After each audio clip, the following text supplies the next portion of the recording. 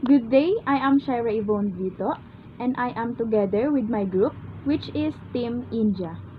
Today, we will be talking about the differences between Philippines and India, and how these two countries' different culture affect their workplace environment.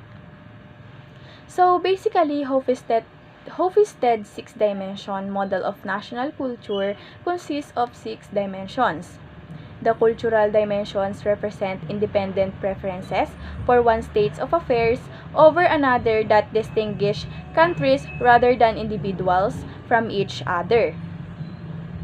So the country's scores of dimensions are relative in that we are all human and simultaneously we are all unique. In other words, culture can only be used meaningfully by comparison. The model consists of the following dimensions, which elaborate more as we go by our discussions.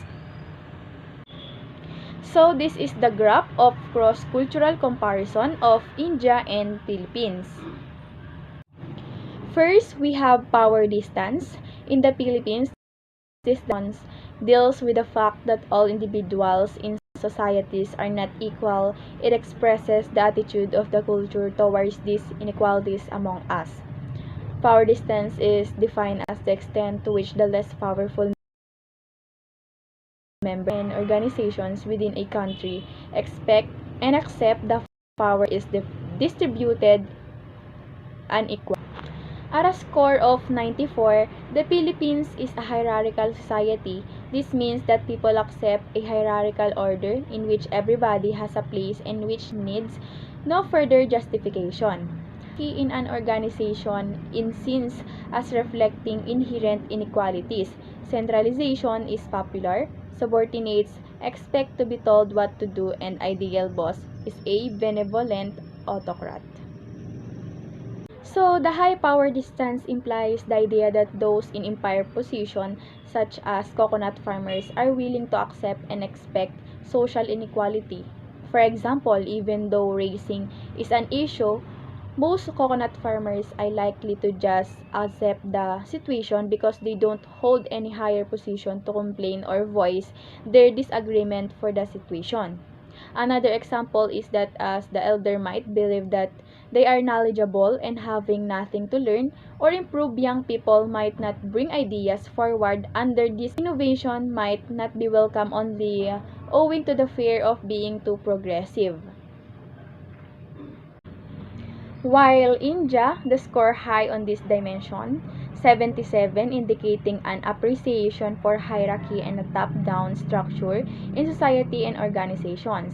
If one were to encapsulate the Indian attitude, one could use the following words and phrases: dependent on the boss or the power holder for directions, acceptance of unequal rights between the power privileged and those who are lesser down in the pecking order, immediate superiors, accessible but one layer above less, so paternalistic leader, management directs, give reasons or meaning to one's work life and rewards in exchange for loyalty from employees.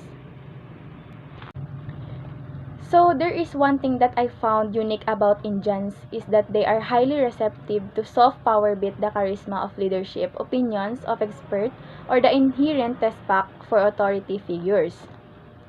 Hence, meeting obligations and being responsive to the expectation of trusted other or those in power uniquely motivate them.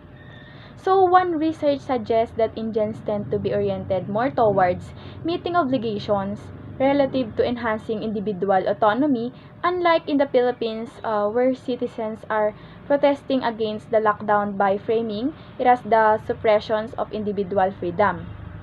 Although obviously concerned with the daily bread and butter issues are not majorly framing in that manner, an important point to note is that because people are obligations oriented or inherently trusting of authority figures, that responsibility to the powers that be multiplied manifold or input more pressure on authorities to do better.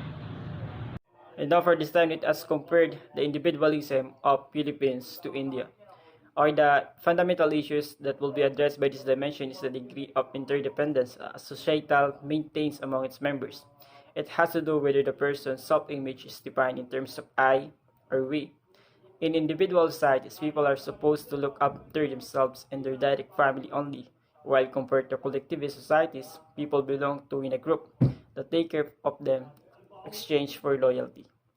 And the Philippines, with a score of 32, is considered a collectivist society. This is manifest in a close long commitment to the member or group. Loyalty is a collectivist culture is paramount and overrides most other societal rules and regulations. It is obviously seen to the society we had in the Philippines. Even your son daughter have their own family are still living with their parents. The societal fosters strong relationship where everyone takes responsibility for fellow members of their group.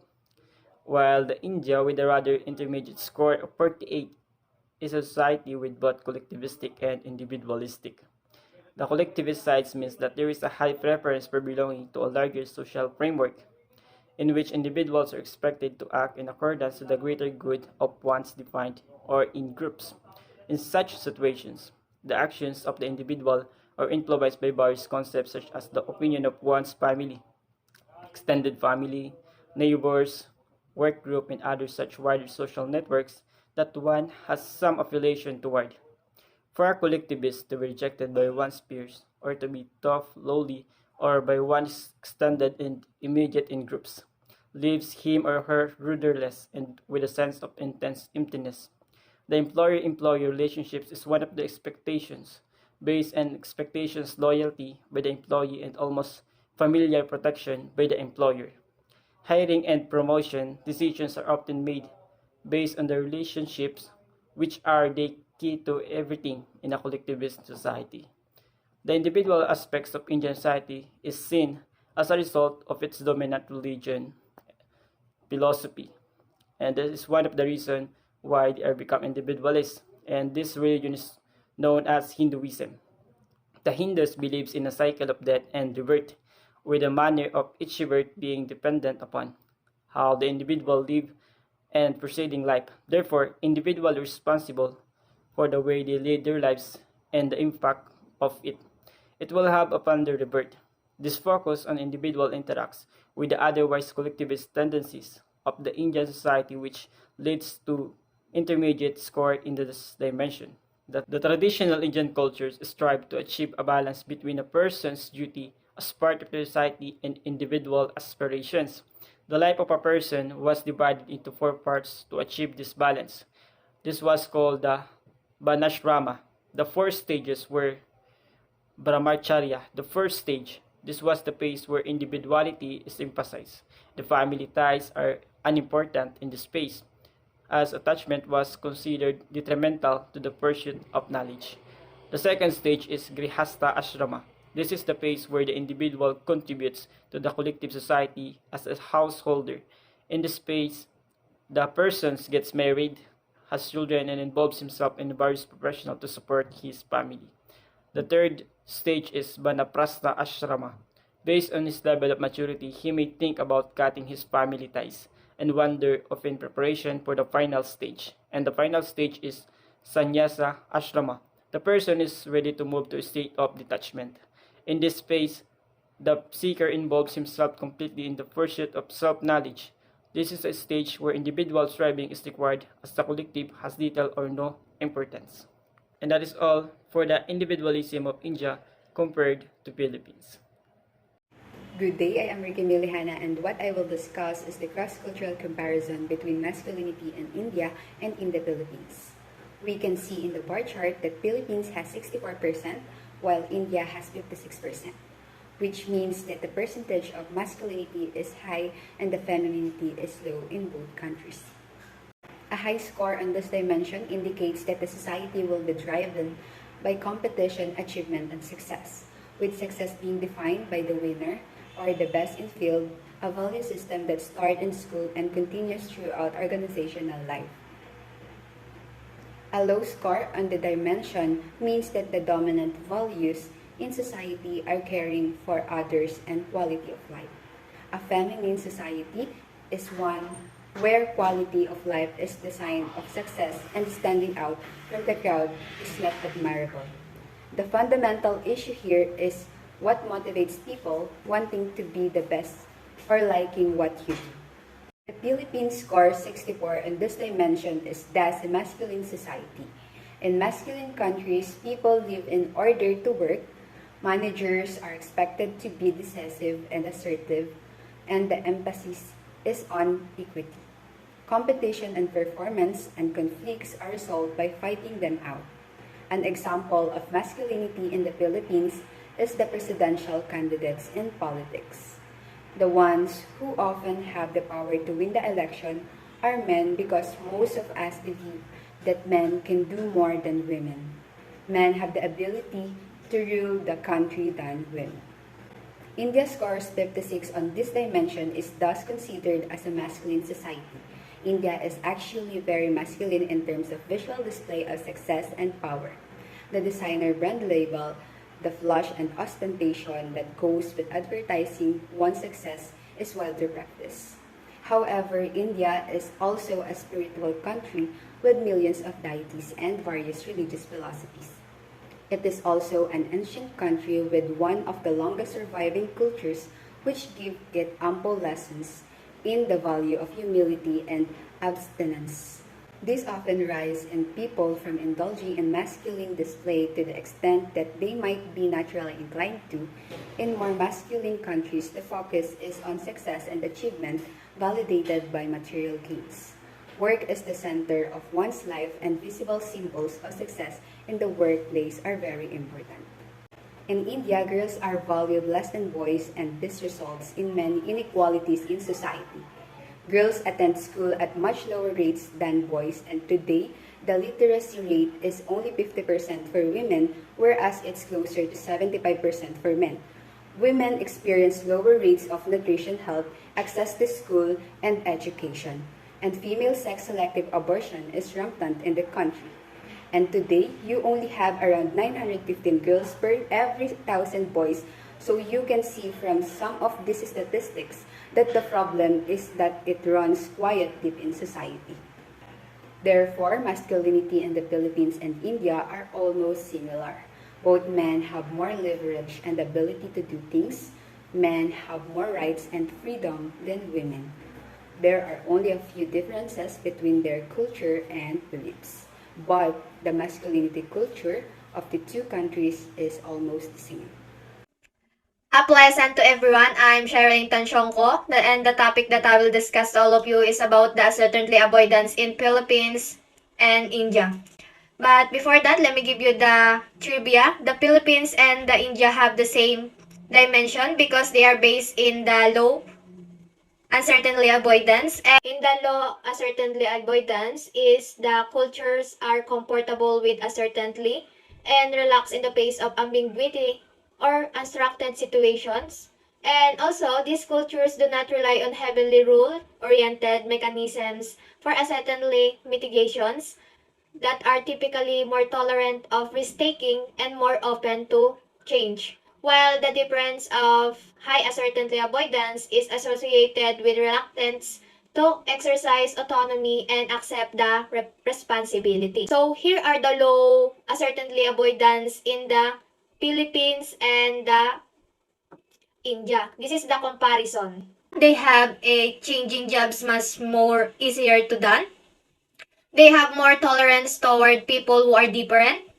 They have less alcohol abuse. Also, they include the identity cards carrying is optional. They have fewer doctors and have more nurses. And carrying self when you go somewhere. And also, they include the wealthy countries to tend to be seen perceived as less corrupt. Attract easy in the product. And this Philippines tackles that the degree to which people in civilization have developed ideas and institutions to try stay away from circumstances that unclear or unknowable because they feel unthreatened by them. Also, this means that Philippines related to three concepts to need for employment stability, like stress in workplace and orientation rules. Also, they accept the responsibility, risk-taking discourage the use of non-economic rewards which satisfy the growth needs. Such challenges in job is inhibited. The next topic is the Philippines scores 44. This dimension thus as low preference for avoiding a certainly low. UAI societies maintain more relaxed attitude in which practice counts more than principle. Deviance from the norms is more easily tolerated. In societies exhibiting low UIE, people believe there should be no more rules than rather than necessary. It's ambitious to do not work when they should be abandoned to church. So let's proceed to the ascertainly avoidance in the Indian. The ascertainly avoidance in the Indian have a lower end in the ranking of the culture, may be more often to unstructured ideas and situations.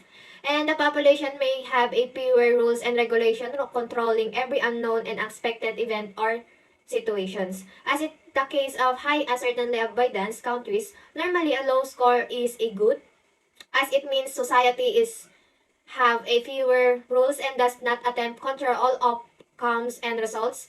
Also, this means have a greater level tolerance for varieties, ideas, thoughts, and beliefs for the ambiguity. Also, Indians, corporate professional were significantly more likely to include concerns for the emotional and financial well-being of extended family. And also, they include the co-workers and community members.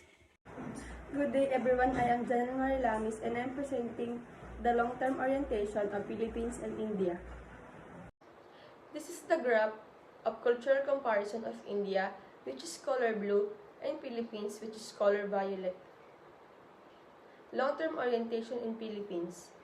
This dimension describes how every society has to maintain some links with its own past while dealing with the challenges of the present and future, and societies prioritize these two existential goals differently. Normative societies, which scores low on this dimension. For example, prepare to maintain time-honored traditions and norms while viewing societal change with suspicion. Those with the culture which scores high, on the other hand, take a more pragmatic approach. They encourage thrift and efforts in modern education as a way to prepare for the future. A very low score of 27 indicates that the Philippines are more normative than pragmatic. People in such societies have a strong concern with establishing the absolute truth. They are normative in their thinking. They exhibit great respect for traditions, a relatively small propensity to save for the future, and a focus on achieving quick results. With an intermediate score of 51 in this dimension, a dominant preference in India culture cannot be determined. In India, the concept of karma dominates religious and philosophical thought. Time is not linear, and thus is not as important as the Western societies, which typically score low on this dimension. Countries like India have a great tolerance for religious views from all over the world. Hinduism is often considered a philosophy more than even a religion. An amalgamation of ideas, views, practices, and esoteric beliefs. In India, there is an acceptance that there are many truths and often depends on the seeker. Societies that have a high score on pragmatism typically forgive a lack of punctuality, a changing game plan based on changing reality, and a general comfort with discovering the fated path as one goes along rather than playing to an exact plan. Now we have our last dimension, which is indulgence. One challenge that confronts humanity now and in the past is the degree to which small children are socialized. Without socialization, we do not become human. This dimension is defined as the extent to which people try to control their desires and impulses, based on the way they were raised. Relatively weak control is called indulgence, and relatively strong control is called restraint. Cultures can therefore describe as indulgent or restrained. Below score of 42, the culture of the Philippines is one of the restrained indulgent. It stands for tendency to allow relatively free gratification of basic and natural human desires related to enjoying life and having fun. The opposite pole of this spectrum deals with the moderation of restraint. The items that define the positive pole of this dimension were the moderation keeping oneself disinterested and pure, and having a few desires, cynicism, and other negative emotions are oftentimes associated with the restraint pull of this dimension. For Filipinos, they prefer to be awarded promotion and salary adjustment based on their individual performance. Filipinos' mindset are gratification suppressed and regulated, expect materials or rewards for job well done. Filipinos are also feels bad if they are treated unfairly and status and objects of importance are only the basic needs such as car, house, food, and clothing. They rarely indulge unnecessary things such as jewelry or other things. They would only have fun and indulge themselves only if they think that they actually deserve or they actually earn themselves to have fun.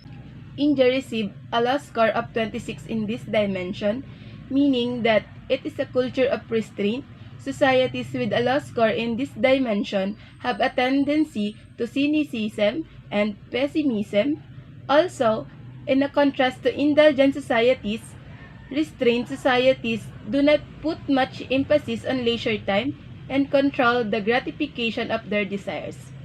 People with this orientation have the perception that their actions are restrained by social norms and feel that indulging themselves is somewhat wrong.